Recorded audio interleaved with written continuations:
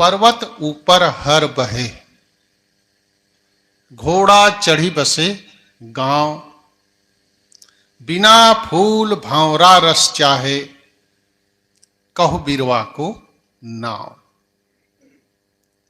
कबीर साहब के पास बहुत से संत लोग आए, जिज्ञासु आए, पंडित आए, काजी और मौलवी आए, साधक आए, संत आए, भगत आए, योगी आए और बैरागी भी आए। साहब से प्रश्न करते थे, साहब उत्तर देते थे। किंतु यहां उल्टा है। यहां क्या है? साहब प्रश्न कर रहे हैं, साहब जी प्रश्न कर रहे हैं और बताना आपको है। फिर प्रश्न क्या है? 3 प्रश्न है, एक आध भी नहीं है। कितने प्रश्न है? 3 प्रश्न। पहला प्रश्न क्या है? पर्वत ऊपर हर बहे। पर्वत मतलब होता है पहाड़, पहाड़ से ही तो पर्वत बनता है। पहाड़ में कोई हल चलाना चाहे, हल चलाना चाहे मतलब खेती करना चाहे। हल काहे के लिए चलाता है? खेती के लिए। एक प्रश्न, पहला प्रश्न। घोड़ा चढ़ी बसे गांव, कोई गांव बसाना चाहता है मतलब घर बसाना चाहता है, किंतु कहां पर? घोड़ा में चढ़ करके। तो घोड़ा बांध करके नहीं, घोड़ा चढ़ी बसे गांव, घोड़ा में चढ़ करके वो गांव बसाना चाहता है।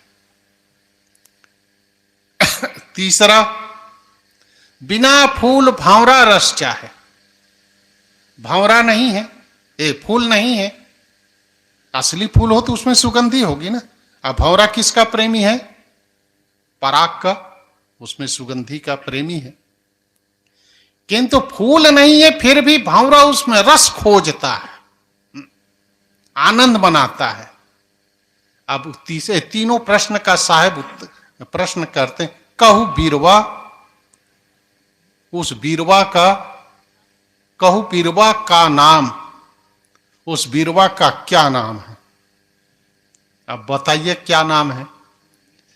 आखिरी में बताएंगे, पहले उसका अर्थ समझ लीजिए। अर्थ समझेंगे तो आपको भी उत्तर पता चल जाएगा। बुझव्वल जैसे है, किंतु बुझव्वल ही नहीं है, बीजक है भाई। इसलिए बीजक को हमारे संत लोग कहते हैं, अकेले पुस्तक ऐसे पढ़ोगे तो बहुत कुछ समझ नहीं आएगा। वो तब समझ आएगा जब गुरुमुख से पढ़ो। गुरुमुख मतलब कोई सामने बताने वाला हो, तब आपको पता चलेगा। अब यहां क्या है? पर्वत ऊपर हर बहे। बहुत ध्यान से मैं पहली कक्षा पढ़ाता हूं, शुरू से ही। अब उसको पढ़ें। पर्वत ऊपर हर बहे। पर्वत मतलब पहाड़, पहाड़ मतलब पत्थर, और वैसा पत्थर जहां पानी भी ना टिके, है ना। ऊपर है, पहाड़ है, नीचे का पत्थर हो, पथरीली जमीन हो तो वहां तो पानी रुक भी जाएगा। ऐसा पहाड़, वहां क्या करना चाहता है? हल चलाना चाहता है, मतलब खेती करना चाहता है। इसी प्रकार से ये बीजक है। अब पहाड़ क्या चीज है? पत्थर क्या चीज है? दिल को पत्थर बना करके यदि आप धर्म की खेती करना चाहें, कल्याण की खेती करना चाहें, भक्ति की खेती करना चाहें, तो हो जाएगी खेती? हा? होगी क्या? नहीं होगी ना। कोई आदमी दिल को पत्थर बनाए, दिल को। देखिए, सब चीज का एक नियम है, नियम अलग चीज है। एक प्रकृति का नियम है, एक आदमी का नियम है। शुरू मीटिंग में मैंने कहा था कि एक दैवी शक्ति है। दैवी शक्ति मतलब प्रकृति की शक्ति है। दैवी शब्द से कोई ऊपर लोकांतर में कोई ऊपर बैठा हुआ है, वो टुकुर टुकुर देख रहा है, ऐसा नहीं। प्रकृति को हमारे ऋषि मुनियों ने शास्त्रों में दैवी शब्द, देव शब्द का प्रयोग किया है। वो किस रूप में है? 5 तत्वों के रूप में। अरे पांचों तत्व में इतनी शक्ति है, इतनी शक्ति है कि पूरी दुनिया को तहस नहस कर सकता है।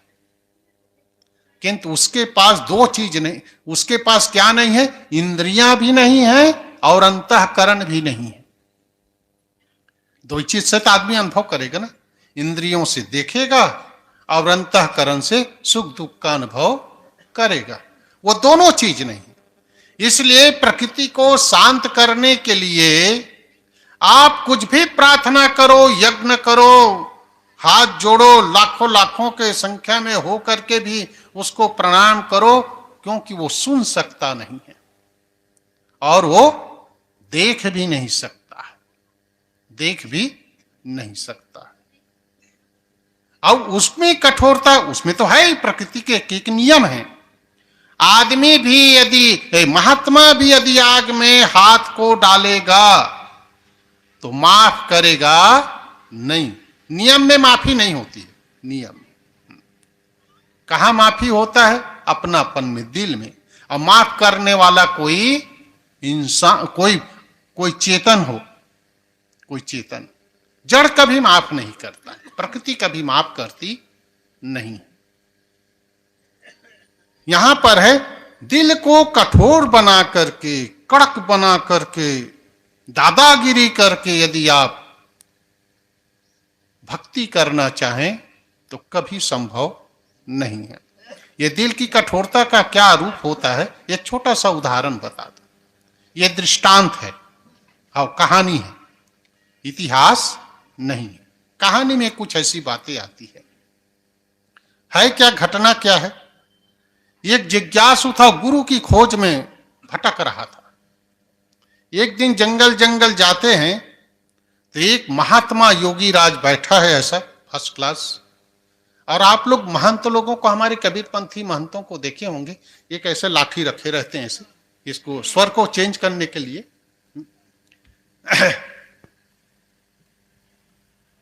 साहब जी पधार रहे हैं, आ रहे हैं।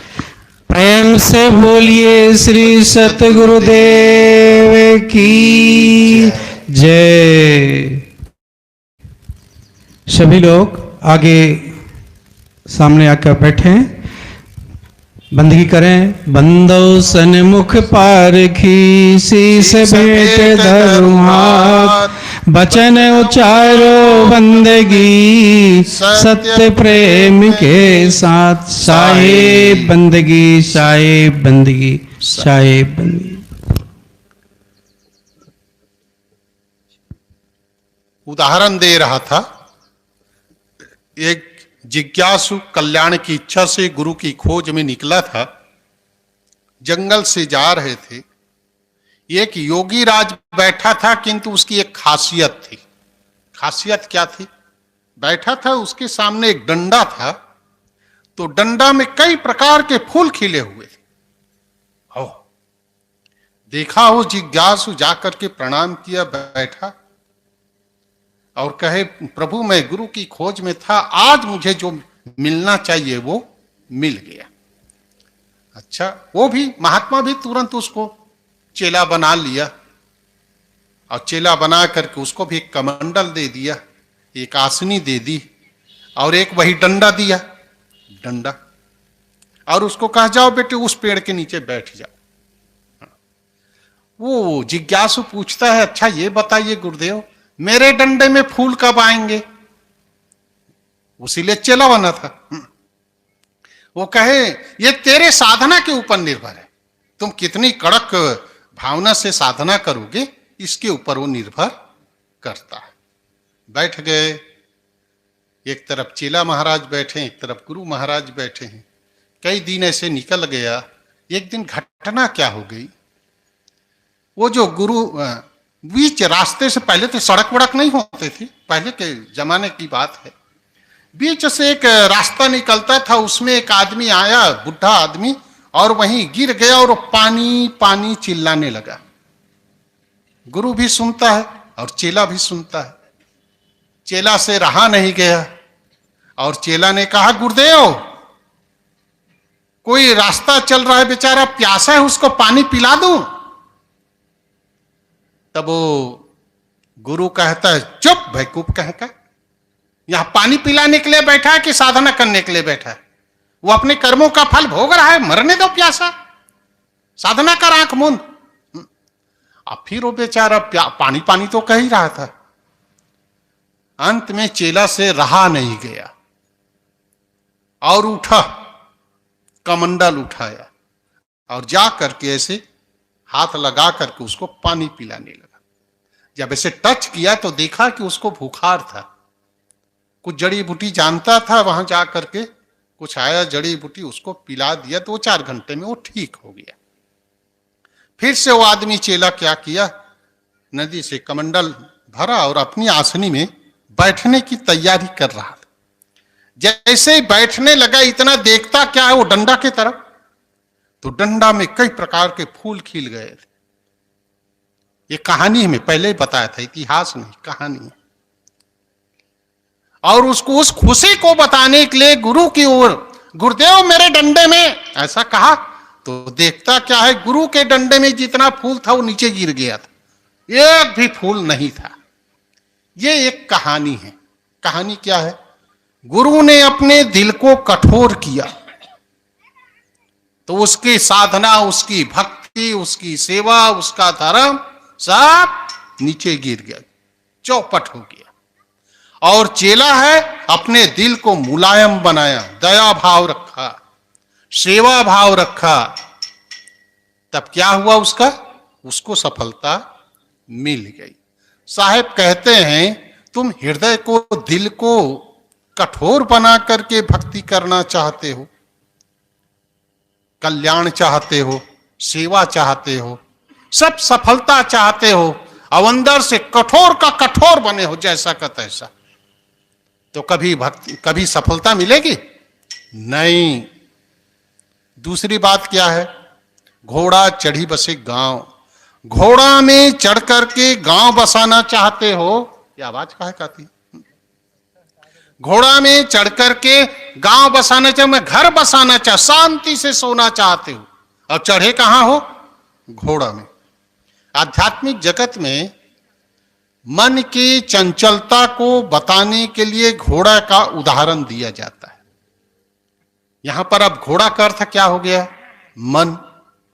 और मन की चंचलता को पुष्ट करते हुए, पुष्ट कर, जितनी चंचलता है उसको कर ले, कर ले, अभी तो है और कहां है। जैसा मन कहता है वैसे ही करते चले जाएंगे। साहिब जी ने बहुत सुंदर कहा था, एक आत्मा की दृष्टि है और एक मन की दृष्टि है। मन की दृष्टि आदमी आपको भटकाएगा, आत्मदृष्टि क्या है? आपको शांत करेगा, सावचेत करेगा, विवेक करेगा। किंतु यहां पर क्या है? हम मन को पुष्ट करते करते हम शांति चाहते हैं, बड़े शांति से सोना चाहते हैं, तो कभी भी आपको शांति मिल सकती नहीं है। यहां पर है मन को, मतलब विषयों को खुराक दे दे करके, विषयों का खुराक दे दे करके, विषय को भोगने से और उसका ललक और बढ़ते। कोई आदमी दारू पी पी करके, दारू का उसका जो आदत है उसको छोड़ता है क्या? नहीं। सारा गांजा पी पी करके भी गांजा का कोई लत छूटता है? नहीं छूटता। उसके लिए क्या करना पड़ेगा? यहां कठोरता करनी पड़ेगी। गांजे के भाव से, नशे के भाव से, गलत आदतों से, कई लोगों के गाली देने की विचित्र आदत हो जाती है। और गाली देने की विचित्र, यहां तक कि खुद ही सामने पीढ़ा रखा है। पीढ़ा तो समझ गए ना, इधर पीढ़ा ही कहते हैं, पाटला। खुदे रखा है और खुदे जा करके हपट गया और खुद ही गाली दे रहे हैं उस पीढ़ा को, जबकि वो पीढ़ा को पता नहीं है कि कौन हपटा है, कौन रखा है, कौन गाली दे रहा। पीढ़ा को उसको कहीं चेतना थोड़े है उसमें। खुद ही सारी गलती उन्हीं की, सारी गलती खुद की है। अब गाली किसको दे रहे हैं? पाटला को। ये जो आदत है वो आदत के लिए कड़क होना पड़ेगा। आप आदत को पुष्ट करते करते आदत को आप फिर से कम नहीं कर सकते। साहब कहते हैं घोड़ा चढ़ी बसे गांव, घोड़ा में चढ़ करके मैं समय के अनुसार थोड़े थोड़े करके आगे बढ़ रहा हूं। तीसरी बात है बिना फूल भंवरा रस चाहे। भंवरा किसमें रस लेता है? फूल पे। फूल मतलब वो भी ओरिजिनल फूल होना चाहिए। नकली फूल में भंवरा कभी बैठता नहीं है। यहां पर बिना फूल, वहां फूल है नहीं, फिर भी आदमी वहां रस लेना चाहता। ये साधक के लिए भंवरा शब्द किसके लिए उपयोग है? साधक। ये धर्म मार्ग में लगे हुए चेला गुरु यही लोग तो साधक हैं। देखिए आप भी साधक हैं, खाली ये भेष में इस भेष को लगा करके ऊपर बैठे हैं इतना ही साधक नहीं है, बल्कि हम लोगों से कई गुना साधक आप लोग हैं। क्योंकि जिसमें हम लोग तो सूखे नदी में तैर रहे हैं भैया, सूखे नदी को पार कर रहे हैं। सूखा नदी, अब नदी पार करना किसको कहते हैं? पानी भरा हो उसको तैर करके उस पार निकल जाए उसको कहते हैं हाँ नदी पार करके आए। और सूखा नदी में चल के साइकिल चला गए हो उसको कोई कहते हैं क्या? नहीं। आप लोगों घर गृहस्थी में चारों तरफ वो नदियां बह रही है संसार की, और उस नदी को पार कर करके जो सत्संग भक्ति सेवा स्वाध्याय जो करते हो ये कम बड़ी बात नहीं है, बहुत बड़ी बात है। यहां पर है बिना जो स्वर्ग जाने की जो इच्छा रखते हैं उसकी बात नहीं है। यहां पर है बिना फूल, फूल नहीं है फिर भी उसमें रस चाहते। वो कौन है? साधक। भंवरा का उपयोग किया है साधक के लिए। कहां जाना चाहते हो अभी सबको पूछ लो। कबीर पंथी लोग कहां जाएंगे? सतलोक में। कैसे पंडित जी? सतलोक जाओगे ना? और कहां पर है सतलोक? इसी को सतलोक कहते हो। तो हे मेरे सतलोकवासी भाइयों और बहनों, सतलोकवासी कहूं आपको तो अच्छा लगेगा नहीं। किसको कहते हैं सतलोकवासी? जो सचमुच यहां से चले जाते हैं उसको सतलोकवासी कहते हैं। आज ही मैं एक बहुत सुंदर प्रवचन सुन रहा था। आचार्य श्री प्रवचन सुन रहा, बहुत सुंदर प्रवचन, मोबाइल में था। वो भी वही स्वर्ग और नर्क की चर्चा कर रहे थे और ये भी कह रहे थे कि ऊपर स्वर्ग और नर्क ऊपर नहीं है। तो सतलोक ऊपर है? फिर है? नहीं है। सब ऊपर नहीं है, सबका ऊपर, सबका ऊपर है, नीचे कोई नहीं है। जितने लोग हैं मर जाते हैं तो कहां गए? कहां गए? गए ऊपर, गए ऊपर। ऊपर मतलब कहां? कोई नीचे गए ऐसा कहते हैं क्या? नहीं, सब ऊपर ही जाते हैं। अच्छा है, कल्पना अच्छा है कि ऊपर ही जाते हैं, किंतु कहां पर है, कितनी दूरी पर है, कोई जानते हो? एक छोटा सा उदाहरण सुना दूं। एक सोसाइटी थी, मतलब कॉलोनी, बहुत बड़ी कॉलोनी थी, कई गलियां थी। एक 2.5 साल का बच्चा उसमें भूल गया। एक ही प्रकार का मकान बनाते हैं ना आजकल, देखे होंगे। एक 2.5 साल का लड़का भूल गया और भटकते भटकते क्या किया, वो रोने लगा। तो आप जैसे एक काका उसको पकड़ा, बिस्कुट बिस्कुट खिलाया और उसके बाद कहे कि बेटा तेरा घर कहाँ है? अब उसको पहुंचाना पड़ेगा ना उसके घर में। तेरा घर कहाँ है? तो लड़का कहता है मामा के घर के सामने है। पता चला एड्रेस? है पता चला क्या? हाँ हूं, कुछ तो बोलो। नहीं चला ना। फिर वो दूसरा प्रश्न करता है, अच्छा बेटा ये बताओ मामा का घर कहां पर है? तो कहता है हमारे घर के सामने है मामा का घर। बिल्कुल। अब पता चला भैया? नहीं। अब तीसरा प्रश्न करता है, अच्छा बेटा ये बता तेरा घर और मामा का घर कहां पर है? वो कहता है आमने सामने है बिल्कुल दोनों। ये तो एक उदाहरण है, जोक्स है, किंतु क्या यही हम नहीं कर रहे हैं?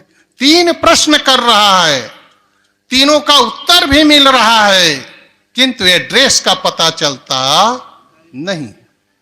यही दशा है। साहब कहते हैं ऊपर जाने की इतनी तैयारी लोगों की चल रही है, क्या पूछना। इतनी तैयारी चल रही है किंतु ऊपर है ही नहीं। ऊपर जाने की सारी तैयारी चल रही है, अब बिना फूल भंवरा रस चाहे। बिल्कुल वहां भंवरा उसमें जाने के लिए, वहां पहुंचने के लिए रस कोई उसमें, हाँ ऐसे मानवीयता के, मानवता के नाम से आप कहीं सेवा करो, दिल को कोमल बना करके सेवा करो, इसका खंडन नहीं है, इसका खंडन नहीं। किंतु कुछ भी करो, यहां तो बकरा भेड़ा क्यों मारते हैं? इसीलिए ना, ऊपर जाएंगे तो भगवान खुश हो जाएगा, हमारे लिए ये कर देगा, वो कर देगा, उसका कोई एड्रेस है नहीं। सबका अलग अलग लोक है। यहां तो हम लोग, कोई राधा स्वामी वाला होगा, कोई गायत्री वाला होगा, कोई पौराणिक कबीरपंथी होंगे, कोई पारखी कबीरपंथ, सब कोई एक साथ यहां बैठे हैं, यहां बैठे हैं। किंतु ऊपर तो इतना कड़क नियम है, इतना कड़क नियम है कि आप शिवलोक में जाना चाहते हो तो शिव वाला महात्मा से आपको कंठी लेना पड़ेगा, तभी आप जा सकते हो। इतना कड़क है वहां। वही लोग बताते हैं भाई, वही लोग बताते हैं। वो सोसाइटी में बगैर परमिशन के आप जा नहीं सकते। हमारे यहां भी परमिशन दिया जाता है, कबीर पंथ में भी परमिशन देते हैं ना वहां जाने का। ये जो एक चीज और कह दूं, भक्ति और कर्म कांड में अंतर क्या है? किसको हम भक्ति कहें और किसको कर्म कांड कहें? कर्म कांड उसे कहते हैं जो काम दूसरा करे और फल आप चाहो, उसको कर्म कांड कहते हैं। कर्म कांड मतलब काम दूसरा करे और फल आपको मिले, चाहे आप चाहें, मिलने वाला तो नहीं है, किंतु आप चाहें, उसको कर्म कांड कहते हैं। जैसे यज्ञ कौन करता है? पंडित बैठते हैं, स्वाहा स्वाहा मंत्र वंत्र सब वही करता है, और फल आप चाहते हैं। जजमान बैठा है बेचारा, मंत्र का भी कुछ पता नहीं है, उस मंत्र को छोड़ दो। आप लोगों की शादी हुई तब पंडित आया था, आया था, आया था ना? अच्छा, कौन सा मंत्र पढ़े हैं आप लोगों को पता है? ये बहनों को पता है? चलो ठीक है, अपने में तो आप व्यस्त रहे, यहां हाथ करो, वहां हाथ करो, यहां पानी डालो, यहां पानी डालो, सब कहते रहे। आप लोग दूसरे की शादी में भी गए होंगे, पंडित लोग कराते हैं, कौन सा मंत्र पढ़ते हैं याद है? लो भला, अब किसी को याद नहीं, किसी को याद नहीं। यही है, जिसको आपको कुछ भी समझ नहीं है और काम दूसरा कर रहा है और फल आप चाहते हैं, इसको कर्म कांड कहते हैं। और भक्ति किसको कहते हैं? अपने हाथ से भोजन बना, अपने हाथ से पारस कर, अपने हाथ से सेवा कर, अपने हाथ से बिस्तर बिछा, ये भक्ति का रूप है। यहां कोई दूसरा करने वाला नहीं। आप खाओगे, आपका पेट भरेगा, अब आप छोड़ोगे तो दूसरे का पेट भरने वाला नहीं। खास मेरा समय पूरा होने जा रहा है। साहब ने इसमें, अब वो पेड़ का नाम क्या है? अब आखिरी में कहु बिरवा को ना, असंभव कल्पना, असंभव इच्छा। उसका अर्थ है कि जिस पेड़ को आप पाना चाहते हो, जिस फल को पाना चाहते हो, वो कभी संभव होने वाला नहीं है। कोई दिल को कठोर बना करके भक्ति की खेती करना चाहे, धर्म की खेती करना चाहे, कल्याण की खेती करना चाहे, तो कभी वहां हो सकता नहीं।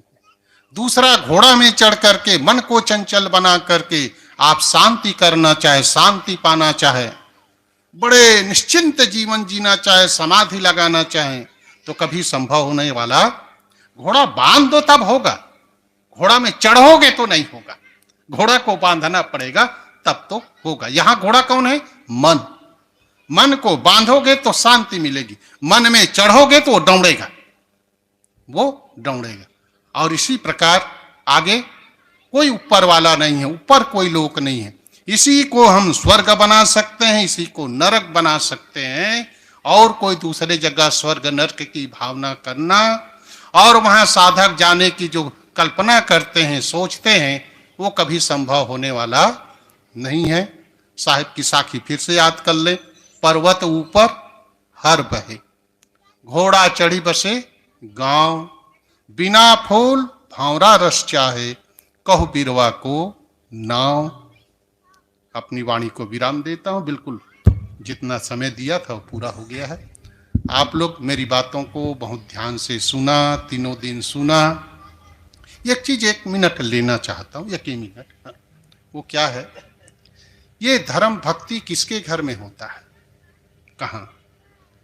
ये सब कौन ये सब करते हैं? तो एक धर्म भक्ति वो करता है जिसके दिल में अपने कल्याण की भावना होती है। इसमें जो भी कोई पैसा नहीं दिया तो समय तो दिया, आकर के बैठे तो इसकी भी एक शोभा है। आप लोग नहीं आते तो हम किसको सुनाते? सब कोई तो सभी साधक हैं, ऊपर वाले भी साधक, नीचे वाले भी साधक, बहने भी साधक है। आयोजक को भी मैं बहुत बहुत धन्यवाद देता हूं। और हमारे खास साथी राम कुमार जी हैं, गांव वाले तो कोई जानते नहीं थे, उसी के माध्यम से आप लोगों के बीच में परिचय हुआ, आना जाना हुआ। और आप सबको आमंत्रण करता हूं कि जब कभी भी गुजरात आओ तो हमारी छोटी सी झोपड़ी है, उस झोपड़ी में भी आने का विचार बनाएंगे। आपको हार्दिक स्वागत है। बोलिए सद्गुरु देव की जय।